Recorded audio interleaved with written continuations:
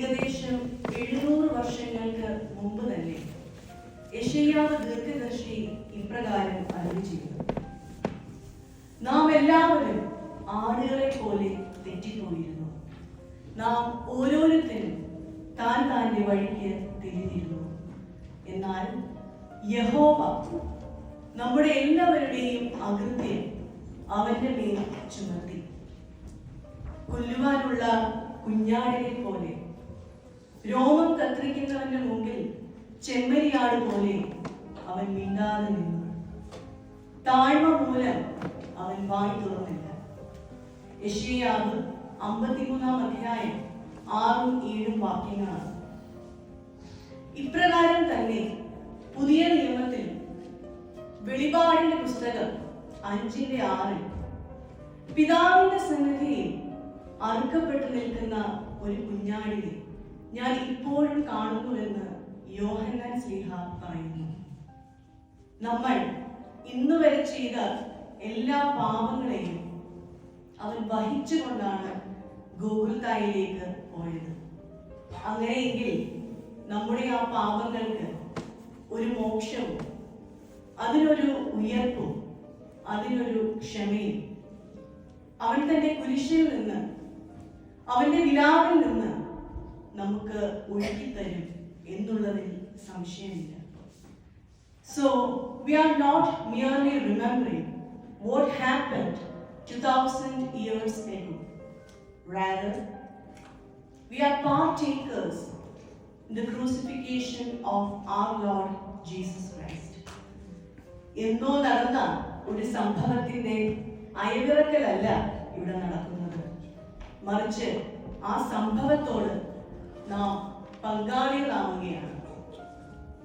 Eden തോട്ടത്തിൽ വെച്ച് നമുക്ക് നഷ്ടപ്പെട്ടു പോയ പരിശുദ്ധാത്മാവിന്റെ അങ്കി നമുക്ക് തിരികെ നൽകുവാനായിട്ട് തമ്പുരാൻ സമ്പൂർണ്ണ നഗ്നനായിട്ടാണ് ദർശിക്കപ്പെട്ടത്. ഈ ഗോകുൽത്തായിലെ കുരിശിന്മേലും നമുക്കറിയാം, കർത്താവിന്റെ ആ ഒരു നഗ്നമായുള്ള ക്രൂശിൽ കയറിയത് കാണിക്കുവാനായി ഈ ഗോകുൽത്തായിൽ നിന്ന്, ആ കുരിശിൽ നിന്ന് ഊറാറ മാറ്റിവെക്കും. നമ്മൾ നഗ്നത കൊണ്ട് പ്രവർത്തിച്ച പാപങ്ങൾക്ക് പരിഹാരമായി, നമ്മുടെ നഗ്നത മറയ്ക്കുവാനായിട്ട് തമ്പുരാൻ സമ്പൂർണ്ണ നഗ്നനായി ക്രൂശിൽ കയറി. നമ്മൾ സൃഷ്ടാവിന്റെ ആ ഒരു നഗ്നത മറയ്ക്കുവാനായിട്ട് സൂര്യൻ തന്റെ രശ്മികളെ മറച്ചു. ഇത് സൂചിപ്പിക്കുവാനായി മെഴുകുതിരികളും കത്തിക്കാതെയാണ് വയ്ക്കാൻ. ഒരു ചെറിയ കഥ പറയാം. സത്യവും കള്ളവും കൂടി കുളിക്കുവാൻ പോയ ഒരു കഥയുണ്ട്. കള്ളം എന്തോ കളവ് പറഞ്ഞ് നേരത്തെ തന്നെ കുളക്കടവിൽ നിന്ന് കയറി. നോക്കുമ്പോ തന്റെ വസ്ത്രവും അവിടെ കിടപ്പുണ്ട്, സത്യത്തിന്റെ വസ്ത്രവും അവിടെ കിടപ്പുണ്ട്. കള്ളം ഇങ്ങനെ നാടായ നാട് മുഴുവൻ കളവൊക്കെ പറഞ്ഞ് തന്റെ വസ്ത്രമാകെ മുഷിഞ്ഞ് പിഞ്ഞിപ്പോയിരിക്കുകയാണ്. സത്യത്തിന്റെ കുപ്പായം നല്ല സ്വർണ്ണ തുന്നലൊക്കെയുള്ള നല്ല പകിട്ടുള്ള വസ്ത്രം. കള്ളം ഒന്നും നോക്കിയില്ല, സത്യത്തിന്റെ ഈ വസ്ത്രം അണിഞ്ഞ് യാത്ര തുടർന്നു. സത്യം കുറെ നേരം ഇങ്ങനെ കള്ളത്തെ കാത്ത് വെള്ളത്തിൽ തന്നെ കിടന്നു. കുറച്ചു കഴിഞ്ഞ് വന്ന് നോക്കുമ്പോൾ തന്റെ വസ്ത്രം കാണുന്നില്ല. കള്ളത്തിന്റെ കുപ്പായം അവിടെ കിടപ്പുണ്ട്. അത് പക്ഷേ തനിക്ക് അണിയുവാൻ സാധിക്കുകയില്ല.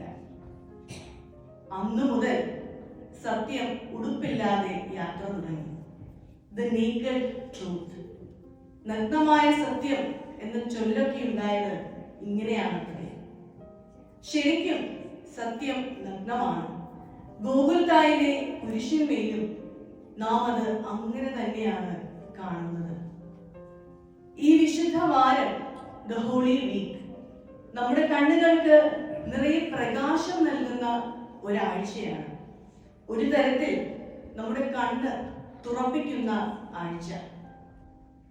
വിനയമില്ലാത്ത പ്രാർത്ഥനകൾ കൊണ്ടും ആത്മാർത്ഥതയില്ലാത്ത പെരുമാറ്റങ്ങൾ കൊണ്ടും നാം പരസ്പരം ചിരിക്കുമ്പോഴും സ്നേഹവാക്കുകൾ പറയുമ്പോഴും ഹൃദയം കൊണ്ട് അത് ഉദ്ദേശിക്കാത്ത സൗഹൃദങ്ങൾ കൊണ്ടും അനുനിമിഷം നമ്മുടെ ജീവിതത്തിലെ ഈ ഇരുണ്ട ഇടങ്ങളെയൊക്കെ ഒന്ന് പ്രകാശപൂരിതമാക്കേണ്ടുന്ന ആഴ്ച, ചില പുതിയ ശരി ദൂരങ്ങളിലേക്ക് നയിക്കുന്നതാവണം ഈ ഹോളി വീക്ക്.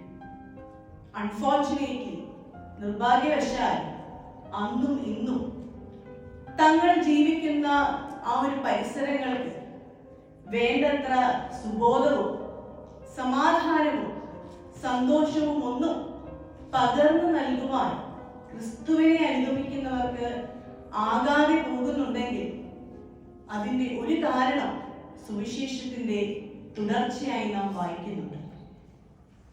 അവരുടെ ഇടയിൽ ഒരു തർക്കമുണ്ടായിരുന്നു. ആരാണ് വലിയവൻ? The disciples had an argument. Who among them is the greatest? ഇതൊരു ദുർഭഗതയാണ്. ആരാണ് വലിയവൻ എന്നുള്ള തർക്കമുണ്ടാകുമ്പോഴാണ് നമ്മുടെ ജീവിതത്തിൽ നിന്ന് പ്രകാശം നഷ്ടപ്പെടുകയും തങ്ങളുടെ നിലപാടുകൾക്ക് സാക്ഷ്യം ഇല്ലാതെയാകുന്നത്. അങ്ങനെയൊരു സമയത്ത് അത്താഴത്തിന് തന്റെ ഗുരുവിന്റെ പാദം കഴുകുക എന്നുള്ള സാമാന്യ പാഠം തന്റെ ശിഷ്യന്മാർ മറക്കുന്നത്. അവരുടെ മറവിക്കെതിരായിട്ട് ഒരു ഔഷധമായിട്ടാണ് തമ്പുരാൻ തന്റെ ശിഷ്യന്മാരുടെ കാൽ കഴുകുവാൻ തുടങ്ങുന്നത്. അന്നും ഇന്നും ജീവിതത്തിൽ വലിയവരാകണം എന്നുള്ള പ്രലോഭനം നമുക്ക് നൽകുന്നത് ആരാണ്? പിശാചാണ്. കർത്താവിന്റെ 40 ദിവസത്തെ നോമ്പ് കാലത്ത് സാത്താൻ പറഞ്ഞത് മുഴുവനും ഈ ലോകത്ത് എങ്ങനെ, ഈ ലോകത്തിന്റെ ഇമേജ് എങ്ങനെ നിലനിർത്തണമെന്നാണ്. ഹെൻറി ന്യൂവന്റെ the way of the heart എന്ന ബുക്കിൽ ഇതിനെ ഇങ്ങനെ വ്യാഖ്യാനിച്ചിട്ടുണ്ട്. ഒന്നാമതായിട്ട് പിശാച് എന്ത് പറഞ്ഞു? ഈ കല്ല് അപ്പമാക്കുവാൻ. 40 ദിവസം വിശന്നിരിക്കുന്ന ഒരാളെ സംബന്ധിച്ച് കല്ല് ഒരു പ്രയോജനമുള്ള സംഗതിയൊന്നുമല്ല. പിന്നെ അത് എന്തായി തീരണം? ഒരു അപ്പമായി തീരണം. ടു ബി റെലവന്റ്, സന്ദർഭത്തിനനുസരിച്ച് പ്രസക്തമാകുക, കാലത്തിനനുസരിച്ച് ചിലതൊക്കെ ഒന്ന് കോംപ്രമൈസ് ചെയ്യുക. നമ്മുടെ ഭാഷയിൽ ഈ ദീർഘമായ ശുശ്രൂഷകളൊക്കെ ഒന്ന് വെട്ടിക്കുറച്ചുകൂടെ അല്ലേ? രണ്ടാമതായിട്ട് പിശാച് പറഞ്ഞു, എന്ത് പറഞ്ഞു? മുകളിൽ നിന്ന് താഴേക്ക് ചാടാൻ. ടു ബി സ്പെക്ടാക്കുലർ, എല്ലാവരും കാണുന്ന തരത്തിൽ, എല്ലാവരെയും ആകർഷിക്കുന്ന തരത്തിൽ ഒന്ന് ചാടിക്കൊള്ളുക. ഈ ലോകം നമ്മോട് സംവദിക്കുന്നതും മിടുക്കി അഥവാ മിടുക്കനാകാനാണ്. വിശുദ്ധിയുള്ളവരായി തീരുവാൻ, വിശുദ്ധിയുള്ള ഒരു ജീവിതം നയിക്കുവാൻ ആരും നമ്മോട് സംവദിക്കുന്നതേയില്ല. മൂന്നാമതായിട്ട് ടു ബി പവർഫുൾ. എന്താണ് മൂന്നാമത് പറഞ്ഞത്? എന്നെ ഒന്ന് കുമ്പിട്ടാൽ മതി, ഒന്ന് നമസ്കരിച്ചാൽ മതി, ഈ ലോകത്തിന്റെ സകല സമ്പത്തും ഞാൻ നിനക്ക് തരാൻ. So when Jesus Christ was tempted with the 3 compulsions of the world, he affirmed God as the only source of his identity. നമ്മുടെ ജീവിതത്തിലും ഇങ്ങനെയുള്ള പ്രലോഭനങ്ങൾ ഓരോ നിമിഷവും നാം ഫേസ് ചെയ്യുന്നുണ്ട് അല്ലേ? ഒരു ചെറിയ കഥ കൂടെ പറയാം. ഒരു വഞ്ചി, ഒരു ബോട്ട് ഇങ്ങനെ ദൂരദേശത്തേക്ക് പോകുന്ന ഒരു കഥയുണ്ട്. ആ വഞ്ചിയിൽ നിറയെ യാത്രക്കാരുണ്ട്. കൂട്ടത്തിലൊരു ദരിദ്രനായ സന്യാസി കൂടെ ഉണ്ട്. അപ്പോൾ ഈ കൂട്ടത്തിൽ ഒരു ദുഷ്ടനായ മനുഷ്യൻ ഈ സന്യാസിയെ കണ്ടപ്പോൾ തൊട്ട് തന്നെ ഇങ്ങനെ ഇറിറ്റേറ്റ് ചെയ്യുവാൻ തുടങ്ങി. സന്യാസി പ്രാർത്ഥിക്കുമ്പോൾ പോലും ഇയാളുടെ ചെരിപ്പൂരി സന്യാസിയുടെ തലയിൽ വെച്ചു. കണ്ടു നിൽക്കുന്നവർക്ക് പോലും ഇത് സഹിക്കുവാൻ പറ്റിയില്ല. പെട്ടെന്ന് ആകാശത്ത് നിന്നൊരു അശരീരി, എല്ലാവർക്കും കേൾക്കാം, എന്റെ പ്രിയപ്പെട്ടവരെ, നിങ്ങൾ ഒന്ന് പറയുകയാണെങ്കിൽ ഞാൻ ഈ വഞ്ചി മറിച്ചിടാം. എല്ലാവരും അമ്പരന്ന് പോയി, പേടിച്ചു പോയി. സന്യാസി പ്രാർത്ഥനയൊക്കെ കഴിഞ്ഞ് പറഞ്ഞു, നിങ്ങൾ ആരും ഭയപ്പെടേണ്ട. എന്നിട്ട് ആകാശത്തേക്ക് നോക്കിയിട്ട്, എന്റെ പ്രിയപ്പെട്ട ദൈവമേ, ഞാൻ പറയുന്നത് തെറ്റാണെങ്കിൽ എന്നോട് ക്ഷമിക്കണമേ. നീ എത്ര മോശപ്പെട്ട ഭാഷയിൽ രീതിയിലാണ് ഇപ്പോൾ എന്നോട് സംസാരിച്ചത്. നീ എന്തെങ്കിലും മറിച്ചിടുവാണ് എങ്കിൽ ഈ വഞ്ചിയെ മറിച്ചിടാതെ ഈ മനുഷ്യരുടെ ബുദ്ധിയെ മറിച്ചിടും. വഞ്ചി മറിച്ചിടുന്നത് കൊണ്ട് എന്തു പ്രയോജനമാണ്?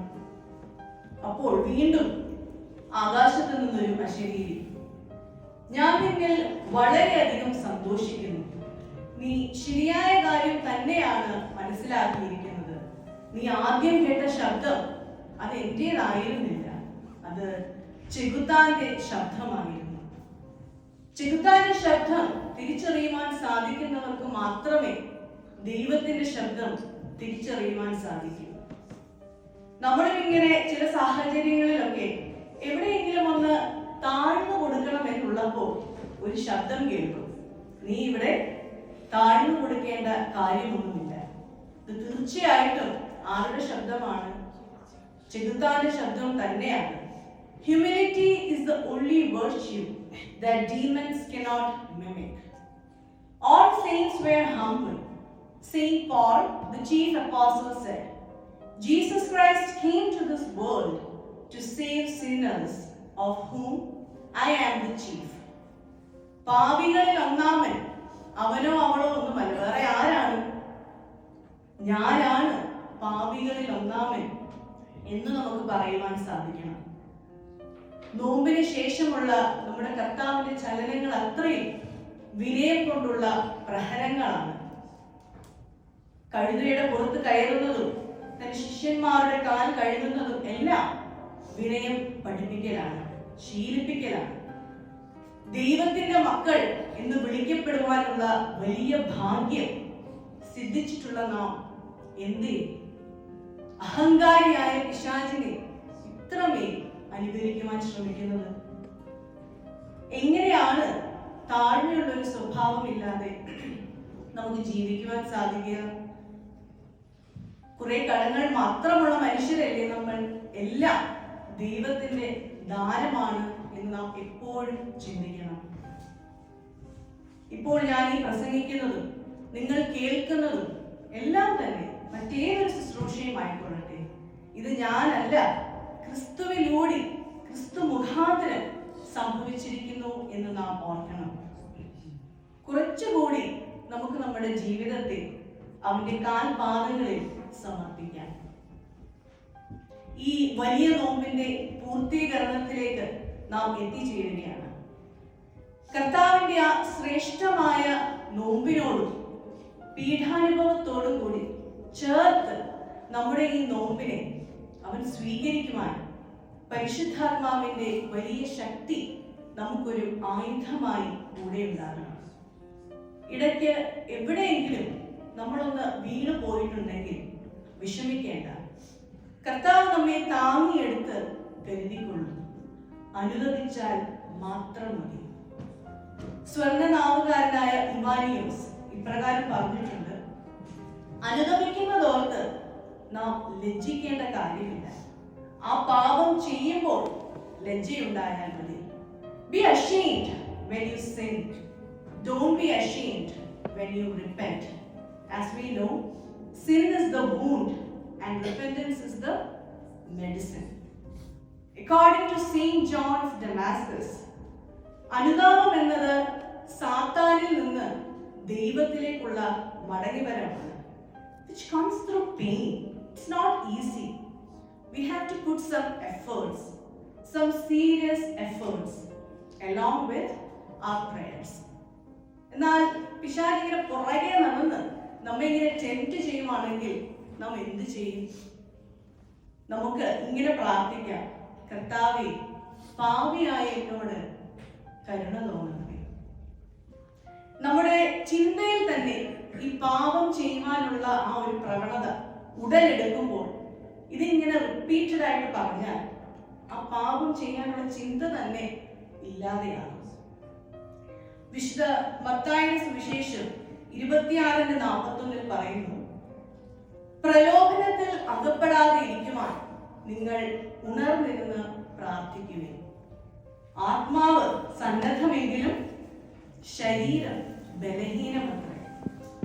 നമ്മളിൽ ചിലരെങ്കിലും ഇങ്ങനെ പറഞ്ഞിട്ടുണ്ടാകും, ഞാൻ അങ്ങനെ വലിയ പാപമൊന്നും ചെയ്യാറില്ല, ചെയ്യുന്നുണ്ടെങ്കിൽ തന്നെ അനുദപിച്ച് കുമ്പസാരിക്കുന്നു.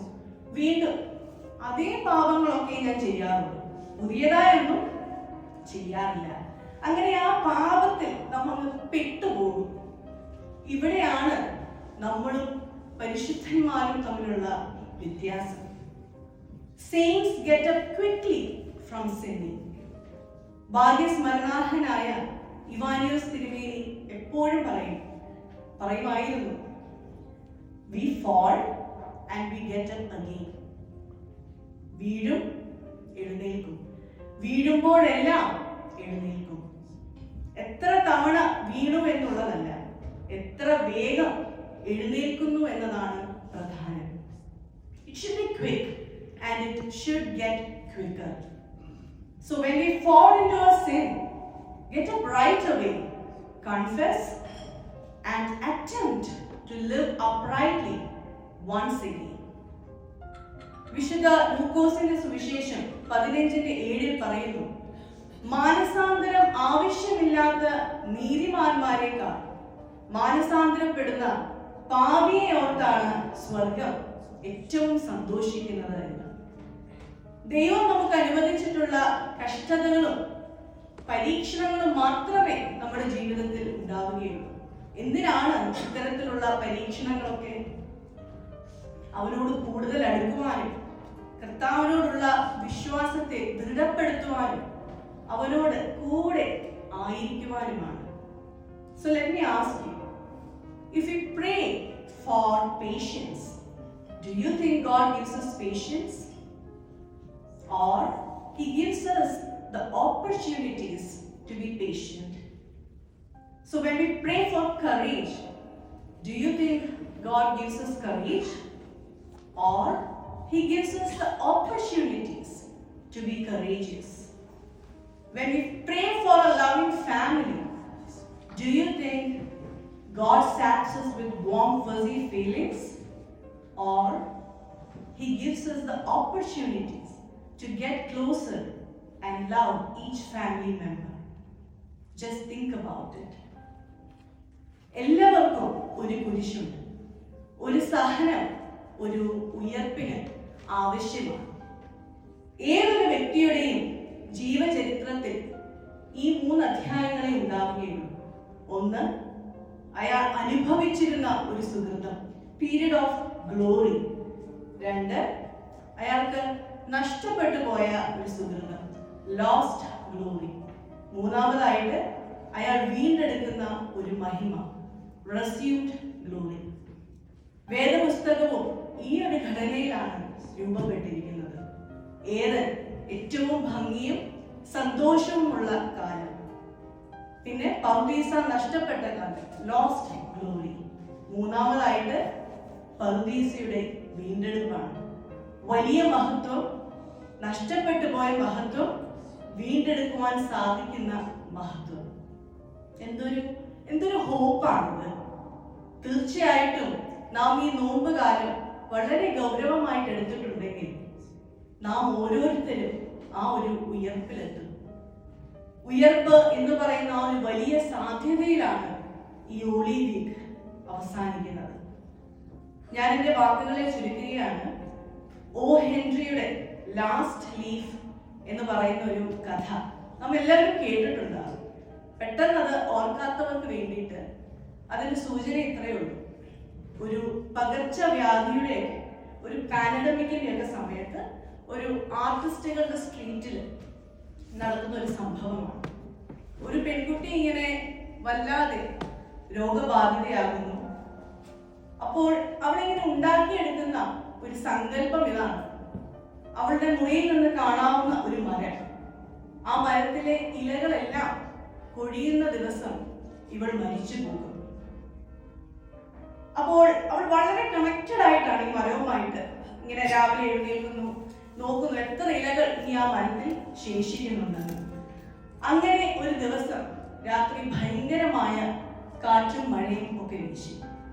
അന്ന് അവളുടെ കൂട്ടുകാരിക്ക് ഉറപ്പാണ് അടുത്ത ദിവസം ഒരു ഇല പോലും ആ മരത്തിൽ ശേഷിക്കില്ല എന്ന്. എന്നാൽ അടുത്ത ദിവസം നോക്കിയപ്പോൾ ഒരില ആ മരത്തിൽ ഉണ്ടായിരുന്നു. നെക്സ്റ്റ് ഡേ അതിലും ശക്തമായ കാറ്റ് വീശി. സ്റ്റിൽ ആ ഒരു ഇല ആ മരത്തിലുണ്ടായിരുന്നു. അത് അവളുടെ വിശ്വാസം ഇങ്ങനെ വർദ്ധിപ്പിക്കുകയും വൈകാതെ തന്നെ അവൾ സുഖം പ്രാപിക്കുകയും ചെയ്തു. ഇതേ സമയം അവിടെ നടക്കുന്ന മറ്റൊരു സംഭവമുണ്ട്. വേറൊരു ആർട്ടിസ്റ്റ് മരിച്ചുപോയി. അയാളുടെ കാര്യം ഇങ്ങനെ അന്വേഷിച്ചപ്പോൾ അയാൾ എപ്പോഴും പറയുമായിരുന്ന ഒരു കാര്യം, തന്റെ മാസ്റ്റർ പീസ് ഇനിയും ചെയ്തു തീർത്തിട്ടില്ല. വാസ്തവത്തിൽ ഈ ഇലയായിരുന്നു അദ്ദേഹത്തിന്റെ മാസ്റ്റർ പീസ്. കാറ്റ് വീശിയ ആ രാത്രിയിൽ അദ്ദേഹം വരച്ചു കൊണ്ടുവച്ച ഇലയാണ് ഇപ്പോഴും കാണാവുന്ന ദൂരത്ത് വീഴാതെ നിൽക്കുന്നത്. അങ്ങനെ ലാസ്റ്റ് ലീഫ് എന്ന വാക്ക് ലോകത്തിന്റെ തന്നെ ഹോപ്പായിട്ട് മാറി. ജീവിതം അങ്ങനെയാണ്. എല്ലാ വെളിച്ചവും കെട്ടുപോയി എന്ന് നാം ചിന്തിക്കുമ്പോൾ ദൈവം നമുക്ക് വേണ്ടി ഒരു മെഴുകുതിരി എവിടെയെങ്കിലും കത്തിച്ചു വെച്ചിട്ടുണ്ടാകും. പ്രാർത്ഥനയിലൂടെ അത് കണ്ടെത്താവുന്നതേ ഉള്ളൂ. അതിനാൽ പ്രത്യാശ കൈവിടാതെ എല്ലാവരും എന്ത് ചെയ്യണം? പ്രാർത്ഥിക്കണം, ധൈര്യമായിട്ടിരിക്കണം. എല്ലാവരുടെയും നല്ല ശ്രദ്ധയ്ക്ക്